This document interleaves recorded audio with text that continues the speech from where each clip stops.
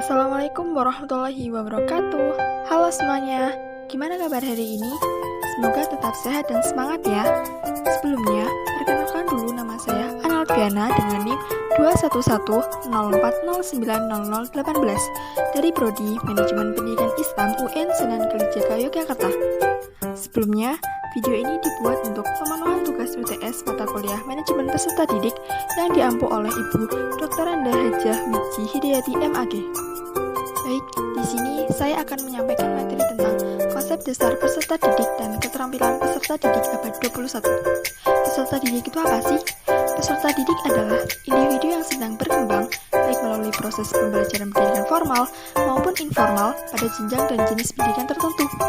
Artinya, peserta didik di sini tengah mengalami perubahan-perubahan dalam dirinya secara wajar, baik yang ditujukan kepada dirinya sendiri maupun yang diarahinya pada penyesuaian dengan lingkungannya.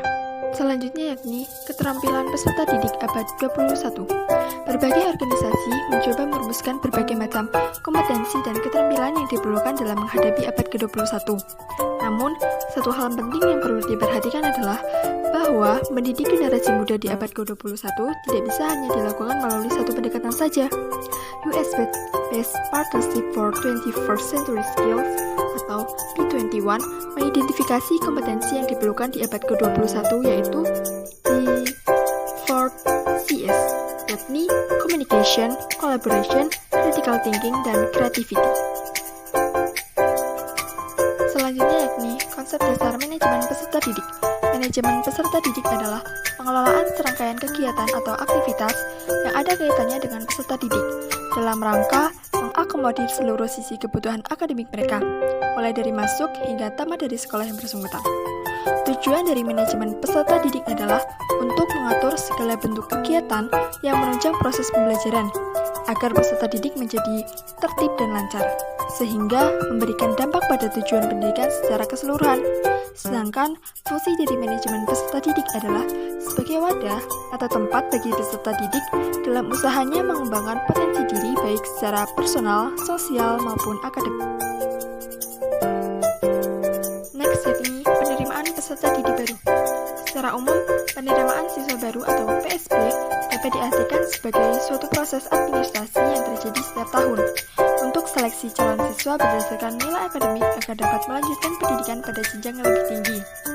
Berdasarkan peraturan bersama antara Menteri Pendidikan Nasional dan Menteri Agama nomor 4/VI/PP/MA/111/2011 tentang penerimaan peserta didik baru dilaksanakan di awal tahun ajaran baru.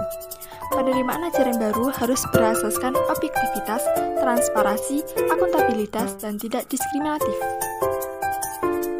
Selanjutnya yaitu kebijakan penerimaan peserta didik baru sistem zonasi. Sistem zonasi itu apa sih? Sistem zonasi merupakan sistem penerimaan peserta didik baru yang diberlakukan dengan penentuan radius zona oleh pemerintah daerah masing-masing. Dan sekolah wajib menerima calon peserta didik yang berdomisili pada radius zona terdekat dengan presentasi tertentu dari total jumlah peserta didik yang akan diterima, dengan tujuan untuk menghilangkan predikat sekolah favorit dan tidak favorit, agar tercipta pemerataan kualitas pendidikan di seluruh sekolah di Indonesia. Pemberlakuan sistem zonasi dalam penerimaan peserta didik baru dilaksanakan dengan Peraturan Kementerian Pendidikan dan Kebudayaan atau Permendikbud nomor 51 tahun 2018, lalu diperbarui menjadi Permendikbud nomor 44 tahun 2019, kemudian diperbarui lagi dengan Permendikbud nomor 1 tahun 2021. Secara garis besar, di dalam peraturan tersebut diatur bahwa sistem penerimaan peserta didik baru dilaksanakan melalui 4 pola, yakni zonasi, afirmasi, perpindahan tugas, orang tua atau wali, dan atau prestasi. Penerimaan siswa melalui jalur zonasi, jenjang SD paling sedikit 70% dari daya tampung sekolah, jenjang SMP paling sedikit 50% dari daya tampung sekolah, jenjang SMA paling sedikit 50% dari daya tampung sekolah. Melalui jalur afirmasi, penerimaan siswa paling sedikit 15% dari daya tampung sekolah, dan jalur perpindahan tugas orang tua atau wali paling banyak 5% dari daya tampung sekolah. Adapun jalur prestasi, implementasinya diatur pemerintah daerah. Akan tetapi, jalur prestasi tidak berlaku untuk pendaftaran calon peserta didik baru pada TK dan kelas 1 SD. Namun, ketentuan ini tidak berlaku untuk sekolah SMK, satuan pendidikan kerjasama, sekolah Indonesia di luar negeri, sekolah yang menyelenggarakan pendidikan khusus, sekolah yang menyelenggarakan pendidikan layanan khusus, sekolah berasrama, sekolah di daerah tertinggal, terdepan, dan terluar, dan sekolah di daerah yang jumlah penduduk usia sekolah tidak dapat memenuhi ketentuan jumlah peserta didik dalam satu rombongan belajar yang detailnya ditetapkan oleh pemerintah daerah. Next, yakni pro kontra kebijakan penerimaan peserta didik baru sistem zonasi. Sistem zonasi tidak hanya diterapkan di Indonesia, tetapi juga sudah diterapkan di beberapa negara lainnya. Meskipun terdapat keuntungan, juga terdapat tantangan sehingga menuai pro kontra di kalangan masyarakat. Pihak yang pro fokus kepada keuntungan-keuntungan atau manfaat dari sistem zonasi, seperti terciptanya pemerataan akses layanan dan kualitas pendidikan yang lebih baik. Sekolah semakin berkembang dan maju karena mendapatkan input siswa yang lebih beragam, begitu juga dengan kapasitas gurunya. Selanjutnya, pihak yang kontra fokus pada kekurangan dari implementasi sistem zonasi yang kurang optimal. Kekurangan tersebut berupa kesiapan sekolah-sekolah di daerah seperti sarana dan prasarana, serta kualitas pendidik yang belum setara. Masalah kebijakan jalur prestasi yang dianggap belum mewadahi kebutuhan di lapangan, masalah penentuan jarak sekolah dan tempat tinggal yang menyebabkan sebaran jumlah peserta didik pada setiap sekolah menjadi tidak seimbang, dan minimnya partisipasi aktif orang tua karena lemahnya literasi terkait sistem zonasi yang disebabkan oleh efek samping kelemahan teknis di lapangan. Selanjutnya yaitu solusi persoalan kebijakan penerimaan peserta didik baru sistem zonasi. Solusi untuk menjawab tantangan tersebut diantaranya, yakni yang pertama, menerjemahkan tujuan dan sasaran kebijakan agar sesuai dengan kondisi lokasi dari penerapan sistem zonasi.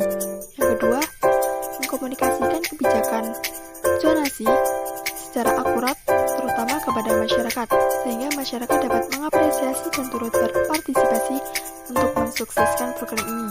Ketiga, pemantauan dan evaluasi secara berkala dan komprehensif yang melibatkan partisipasi masyarakat agar dapat mengidentifikasi hal-hal yang perlu dibangun atau diperbaiki dari sistem zonasi. Selanjutnya, pembahasan kita yang terakhir yakni orientasi dan pengelompokan peserta didik baru. Orientasi peserta didik baru yakni kegiatan penerimaan peserta didik baru dengan mengenalkan situasi dan kondisi lembaga pendidikan dan tempat peserta didik tersebut menempuh pendidikan.